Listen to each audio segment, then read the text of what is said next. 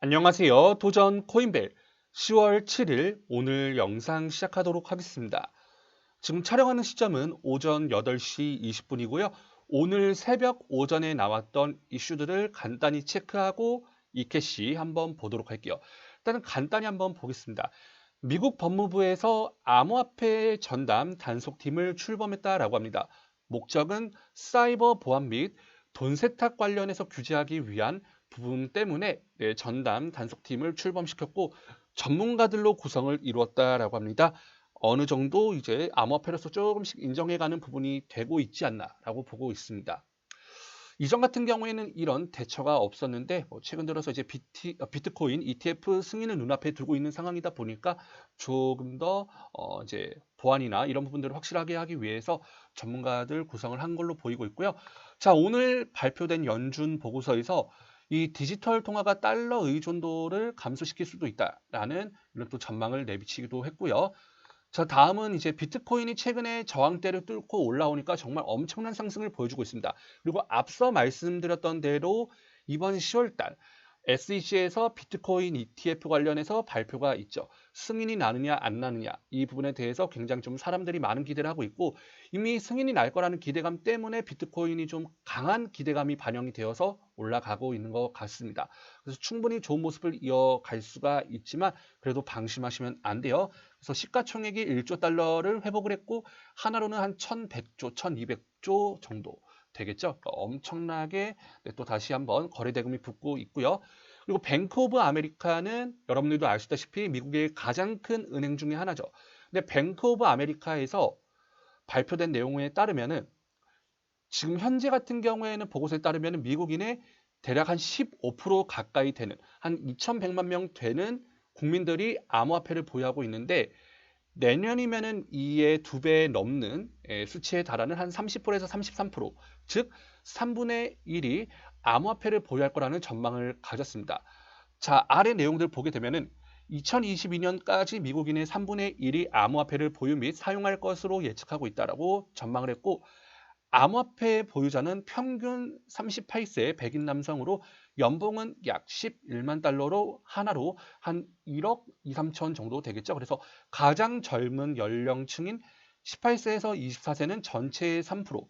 이와 관련해 미디어는 암호화폐가 현대적인 산업으로 간주되지만 업계 내 젊은 연령층은 소수라고 평가를 했습니다. 그죠? 그리고 암호화폐 자체도 굉장히 단위가 크기 때문에 아무래도 쉽지가 않겠죠. 그래서 2020년 4분기 기간 투자자 거래량은 약 570억 달러로 전년 동기 대비 뚜렷한 증가세를 보였죠.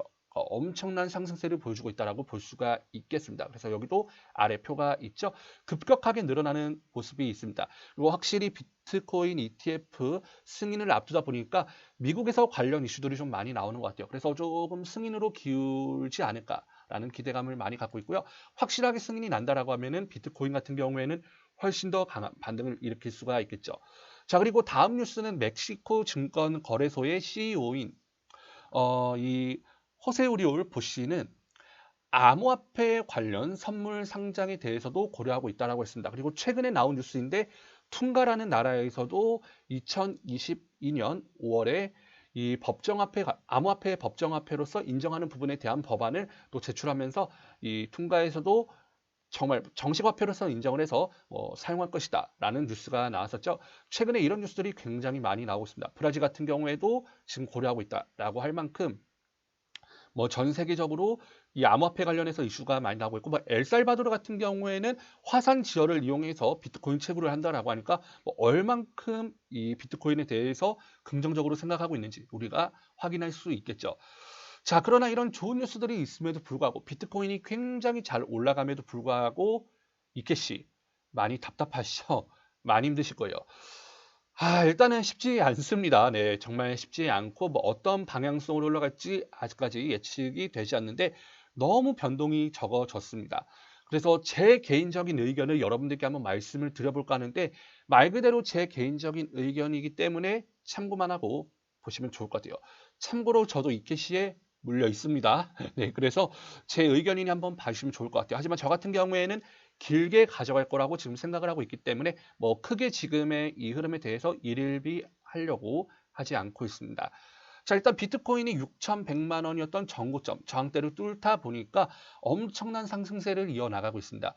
어제 6,100만 원을 막 뚫고 올라왔는데 하루 지나고 보니까 10%나 올라 있습니다. 6,700만 원까지 올라왔죠.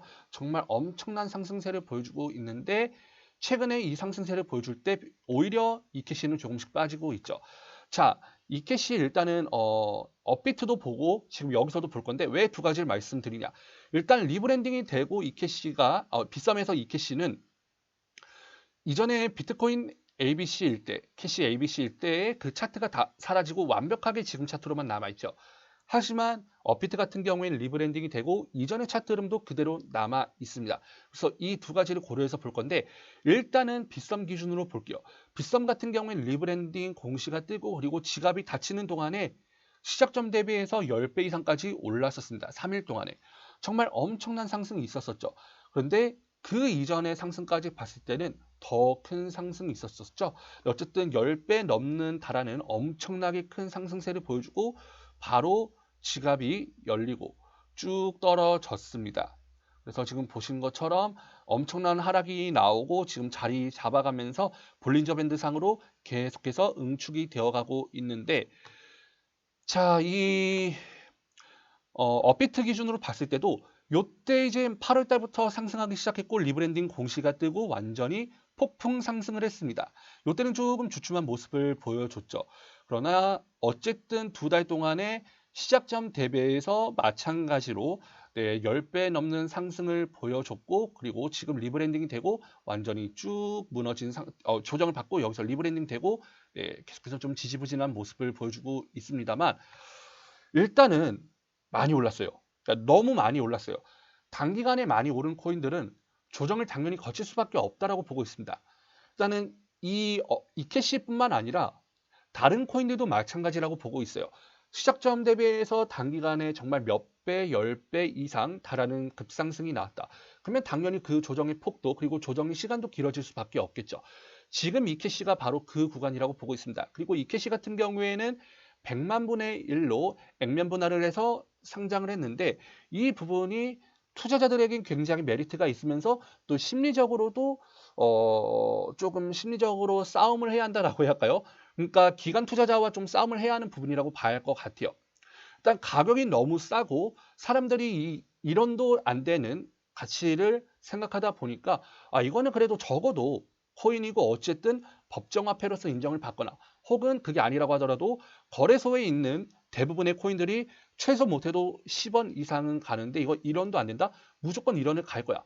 라는 그런 심리적인 부분을 조금 이끌어내기 위해서 아마 이렇게 상장을 하지 않았을까라는 그런 생각도 가지고 있고요. 자, 그리고 이캐시 같은 경우에 또 비트코인에서 빠져나온 코인이기 때문에 아무래도 사람들이 더 기대감을 가졌을 수밖에 없을 것 같아요. 그래서 실제로 이 리브랜딩 공시를 앞두고 정말 많은 사람들이 담았었고 그리고 굉장히 기대를 했어요.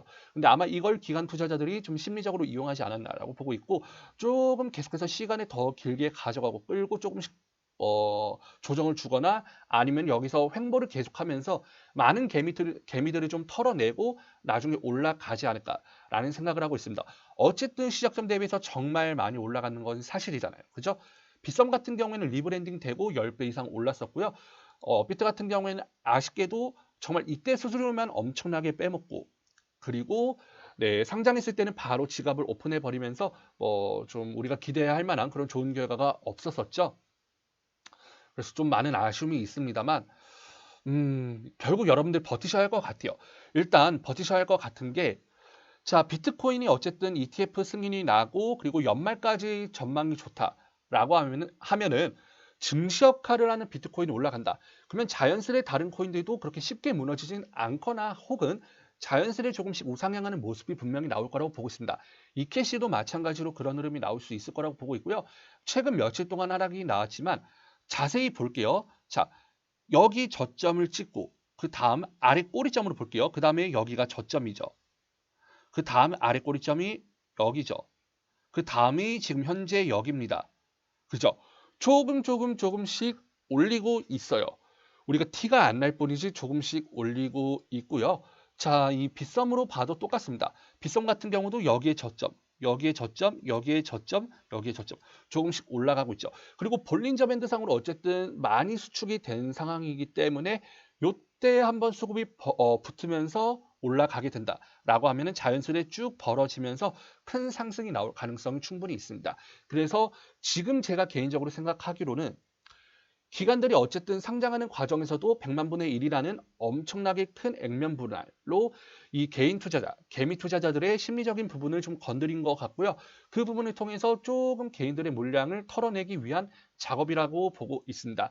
하지만 현재 시점으로 봤을 때는 아무 문제가 없죠. 일단은 조금씩 저점을 높여가고 있는 상황에서 비트코인도 잘 가고 있으니까요.